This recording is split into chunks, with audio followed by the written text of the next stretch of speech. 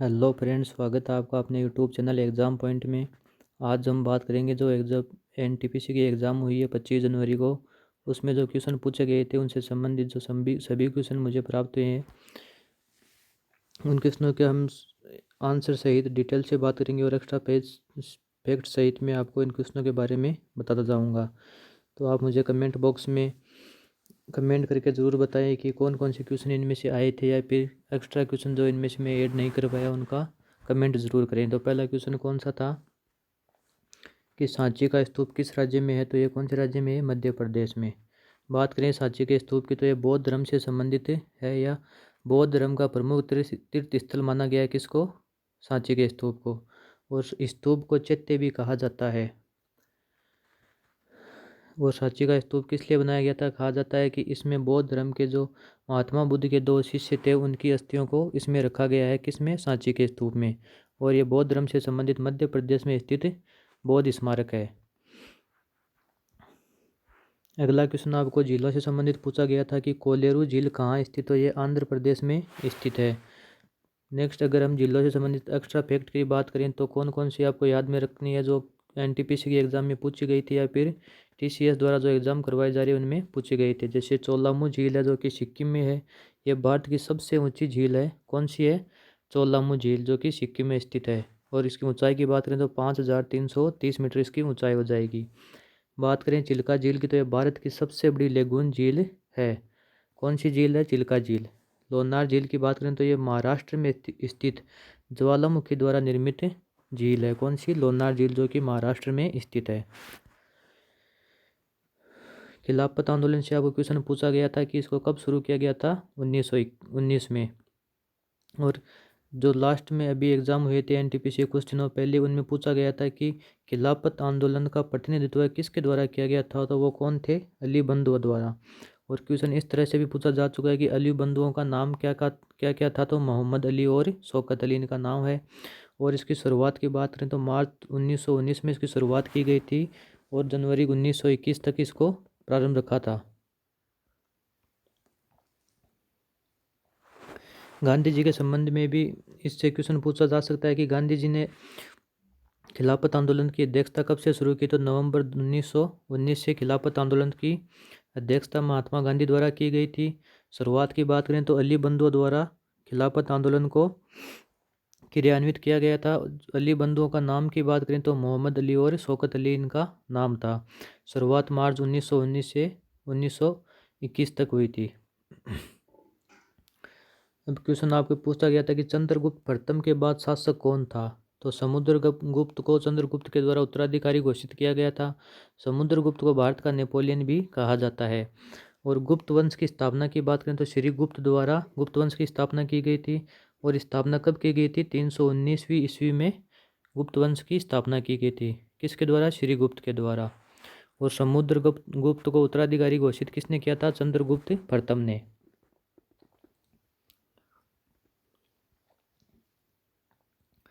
Next question पूछा गया था कि मोआत्सु पर्व कहाँ मनाया जाता है? तो ये कहाँ मनाया जाता है? मोआत्सु पर्व की बात करें तो ये नागालैंड में मनाया जाता है। और ओणम पर्व के बारे में आपको एनटीपीसी में पूछा जा चुका है, जो कि केरल में मनाया जाता है। सितंबर महीने से प्रारंभ में चालू किया जाता है और 10 दिनों तक ओणम पर्व का आयोजन रखा जा सकता है। तो क्वेश्चन इस तरह से तो पूछा जा चुका है कि ओणम पर्व का आयोजन किस राज्य में किया जाता है? तो केरल राज्य में किया जाता है। तो नेक्स्ट क्वेश्चन आपसे अगर पूछा गया तो इस तरह से पूछा जाएगा कि ये कितने दिनों तक मनाया जाता है? तो ध्यान में रखना है कि ये 10 दिनों तक मनाया जाने वाला पर्व है। नेक्स्ट क्वेश्चन पूछा था कि 2019 में मैन बुकर पुरस्कार किस बुक को दिया गया था? तो बुक कौन सी थी? सेलेस्टियल बॉडीज नाम से बुक थी जिसको 2019 में मैन बुकर पुरस्कार दिया गया। 2019 में पहली बार संयुक्त रूप से 2 लोगों को मैन बुकर पुरस्कार दिया गया। 2 लोग कौन कौन थे? मार्गरेट एडवुड और बर्नरडाइन एवरिस्टो को संयुक्त रूप से पहली बार 2019 में मैन बुकर पुरस्कार दिया गया।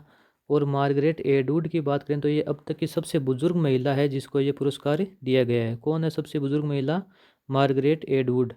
और इनको संयुक्त रूप से पुरस्कार दिया गया है मैन बुकर पुरस्कार।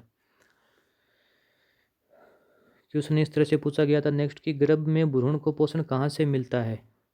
तो गर्भनाल के द्वारा गर्भ में भ्रूण को पोषण मिलता है और गर्भनाल के द्वारा शिशु को पोषण और ऑक्सीजन का प्रवाह किया जाता है। किसके किसके द्वारा? गर्भनाल के द्वारा भ्रूण में, गर्भ में भ्रूण को पोषित किया जाता है। और शरीर में सबसे बड़ी ग्रंथि की बात करें तो ये यकृत हो जाएगी। ये क्वेश्चन पूछा नहीं गया था, एक्स्ट्रा फैक्ट के रूप में मैंने आपको ये क्वेश्चन से संबंधित जोड़ा गया है कि आपको नेक्स्ट एग्जाम में पूछा जा सकता है। और ऐच्छिक गतिविधियों का नियंत्रण मस्तिष्क के किस भाग से किया जाता है? तो सेरेब्रम भाग से, जो कि मस्तिष्क का भाग होता है, इसके द्वारा ऐच्छिक गतिविधियों का नियंत्रण किया जाता है। बात करें 2019 में, क्वेश्चन इस तरह से पूछा गया था कि 2019 में भारत रत्न पुरस्कार किन किन को मिला हुआ है?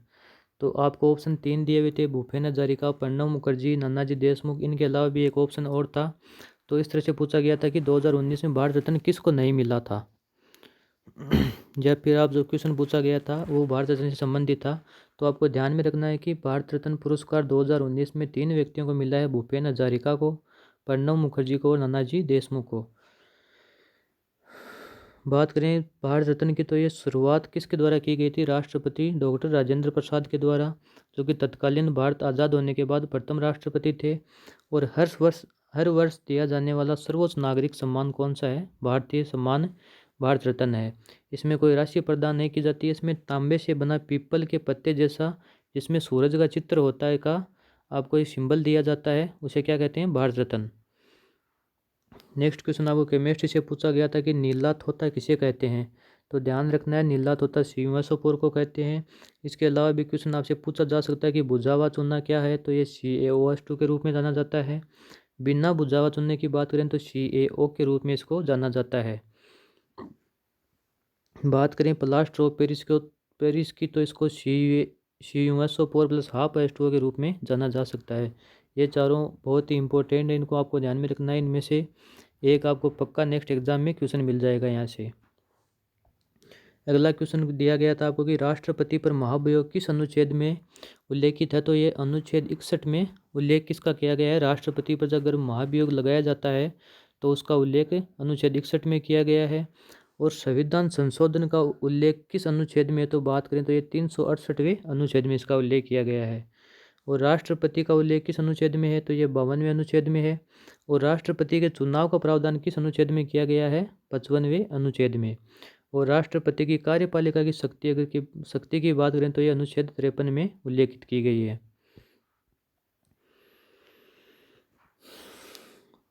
नेक्स्ट क्वेश्चन आपसे इस तरह से पूछा गया था कि 1929 की असेंबली में बम किसने फेंका था? तो बम किन के द्वारा फेंका गया था? भगत सिंह और बटुकेश्वर दत्त के द्वारा बम फेंका गया था 1929 की असेंबली में। क्वेश्चन इस तरह से भी पूछा जा चुका है कि भगत सिंह के साथ 1929 की असेंबली में बम फेंकने में उनका साथी कौन था? तो उसमें आपको आज भगत सिंह के साथ साथ चंद्रशेखर आज़ाद दिया हुआ था ऑप्शन में, या फिर राम प्रसाद बिस्मिल, इस तरह से ऑप्शन दिए हुए थे। लेकिन आपको ध्यान में रखना है कि भगत सिंह के साथ कौन थे? उसमें बटुकेश्वर दत्त है। और ये 26 अगस्त 1930 को भगत सिंह को फांसी दी गई थी। इनकलाब जिंदाबाद भगत सिंह द्वारा दिया गया नारा है। फांसी कब दी गई थी? 26 अगस्त 1930 को।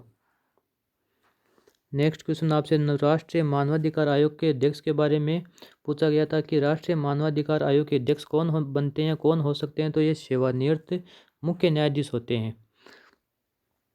राष्ट्रीय मानवाधिकार आयोग के गठन की बात करें तो इसका गठन 1933 में किया गया था, 12 अक्टूबर 1933 में।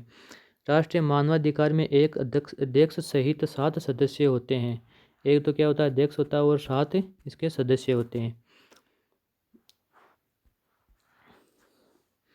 नेक्स्ट क्वेश्चन आपसे महासागर की गहराई मापने हेतु पूछा गया था, कौन सा यंत्र काम में लिया जाता है? तो ये फेदोमीटर काम में लिया जाता है। इसके अलावा सोनार से भी महासागर या समुद्र की गहराई मापने के लिए काम में लिया जाता है सोनार को।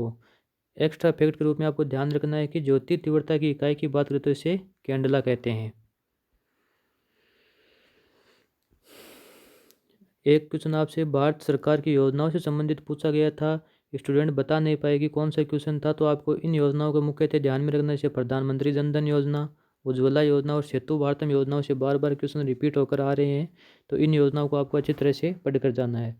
और योजनाओं से संबंधित मैंने वीडियो आपको यूट्यूब पर डाल रखी है, वहाँ पर जाकर आप जो पूरी योजनाएं 2014 से 2020 तक जारी की गई है भारत सरकार द्वारा, उनका उल्लेख वहाँ पर किया गया है।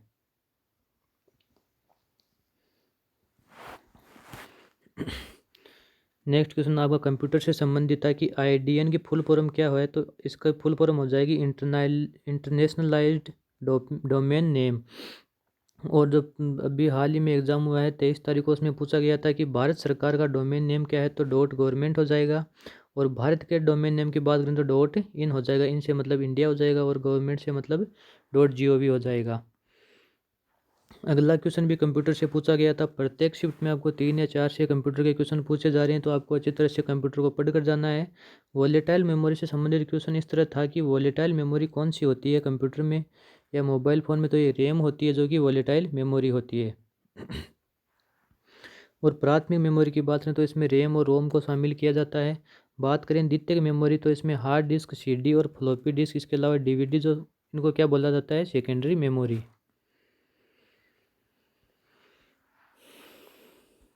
अगला क्वेश्चन आपको जैन धर्म से संबंधित था। प्रत्येक शिफ्ट में आपको जैन या बौद्ध धर्म से एक नया क्वेश्चन आपको हर एग्जाम में मिल जाएगा, जो NTPC के भी हाल ही में हो रहे हैं। 24वें तीर्थंकर के रूप में कौन जाने जाते हैं? महावीर स्वामी को 24वें तीर्थंकर के रूप में जाना जाता है। और ये अहिंसा को सबसे बड़ा नैतिक गुण बताया था किसने? महावीर स्वामी ने। नेक्स्ट क्वेश्चन है, कैलाश सत्यार्थी ने कौन सा मूवमेंट शुरू किया था? तो इनके द्वारा शुरू किया गया मूवमेंट कौन सा है? बचपन बचाओ आंदोलन। और इनको शांति के क्षेत्र में नोबेल पुरस्कार भी दिया जा चुका है। किनको? कैलाश सत्यार्थी को। तो ये इंपॉर्टेंट है, इनको आपको ध्यान में रखना है। महावीर स्वामी की बात करें तो इनको 42 वर्ष की आयु में जाम्बिया ग्राम में वट वृक्ष के नीचे कैवल्य की प्राप्ति हुई थी। और इसके जन्म की बात करें तो जन्म 599 ईसा पूर्व वैशाली के कुंडलपुर गांव में महावीर स्वामी का जन्म हुआ था। कब हुआ था? 599वीं ईस्वी पूर्व में। और 42 वर्ष की आयु में इनको जाम्बिया ग्राम में वट वृक्ष के नीचे कैवल्य की प्राप्ति हुई थी।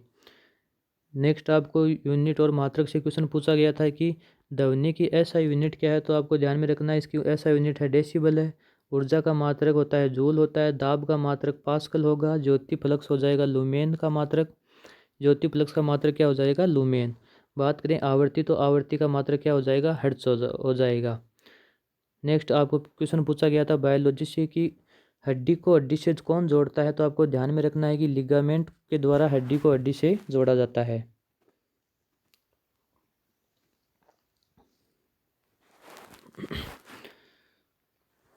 क्वेश्चन ये भी पूछा जा चुका है NTPC की एग्जाम में कि पलिया को RBC का कब्रिस्तान कहा जाता है। क्वेश्चन पूछा गया था कि RBC का कब्रिस्तान किसे कहा जाता है, तो आपको ध्यान में रखना है कि पलिया को RBC का कब्रिस्तान कहा जाता है। शरीर का ताप नियंत्रक किसको कहा जाता है या कौन सी ग्रंथि होती है जो शरीर का ताप नियंत्रित करती है, तो वह ग्रंथि है हाइपोथैलेमस ग्रंथि है, जिसको मास्टर की मास्टर ग्रंथि भी कहा जाता है। नेक्स्ट क्वेश्चन आपको यूएनओ की फुल फॉर्म पूछी गई थी। यूनाइटेड नेशंस ऑर्गेनाइजेशन, इसकी फुल फॉर्म हो जाएगी मतलब संयुक्त राष्ट्र संघ।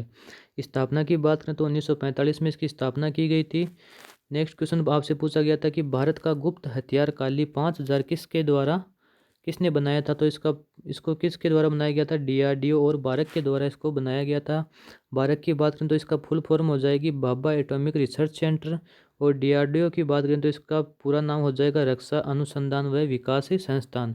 बताया जाता है कि काली हथियार को भारत सरकार के द्वारा 2004 में निर्मित किया जा चुका है, लेकिन इसका खुलासा अभी तक नहीं हो पाया है। पावर प्लांट से या न्यूक्लियर पावर स्टेशन से हर एग्जाम में क्वेश्चन पूछा जा रहा है NTPC की प्रत्येक शिफ्ट में, तो आपको इनको अच्छी तरह से पढ़कर जाना है। सबसे बड़ा पावर प्रोजेक्ट कौन सा है? तमिलनाडु राज्य में है, जो कि दुनिया का सबसे बड़ा पावर प्लांट बनाया गया है। यह 10 किलोमीटर लंबे और 10 किलोमीटर चौड़े क्षेत्र में लगाया गया है। कौन सा पावर स्टेशन है ये? तमिलनाडु राज्य में लगाया गया दुनिया का सबसे बड़ा पावर प्लांट है। नैनो टेक्नोलॉजी से संबंधित आपको क्वेश्चन पूछा गया था कि इसका प्रारंभ कब से किया गया था, तो 2 दशक पहले इसका प्रारंभ हो चुका है, लेकिन यह अभी भी प्रारंभिक अवस्था में माना गया है। तो ये थे जो NTPC एग्जाम में 25 जनवरी को क्वेश्चन पूछे गए थे। आपको कमेंट करके ये बताना है कि कौन कौन से इनमें से क्वेश्चन जो छूट गए उनको कमेंट करके मुझे बताना है। अगर वीडियो आपको अच्छा लगा तो लाइक और अपने दोस्तों के साथ शेयर ज़रूर करें और चैनल को सब्सक्राइब करना ना भूलें। Thank you.